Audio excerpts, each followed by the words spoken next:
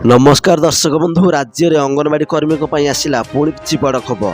पुणी रैली करेंगे अंगनवाड़ी कर्मी।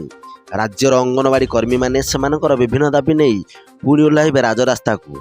तेज कौन रही संपूर्ण खबर जाना पूर्व वीडियो को लाइक कर दिंतु। चैनल को प्रथम थर देखुले सब्सक्राइब कर पाखर घंटे चिन्ह दबाई दिंतु। All Odisha Anganwadi ladies worker association तरफ अंगनवाड़ी कर्मी को विभिन्न दाबी पूरण सकाशे गत मे 8 और 9 तारिख में एक बैठक होता। राज्य अंगनवाड़ी कर्मी उभय राज्य और केंद्र सरकार पर बहुत बड़ भूमिका रही।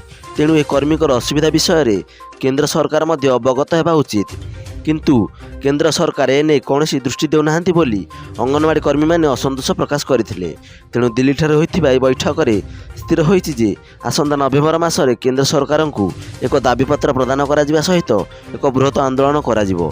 एने अंगनवाड़ी एसोसिएशन पक्षर मुख्यमंत्री को एक दाबीपत्र प्रदान करा। सरकार अंगनवाड़ी कर्मी को दाबी स्वीकार न करती तेज भविष्य में यह एक बड़ आंदोलन हो बोली all Odisha Anganwadi ladies worker association पक्षर कड़ा चेतावनी दि जाइए। तेज एने राज्य सरकार किसी बड़ घोषणा करेंगे बोली आशा करा जाउछि।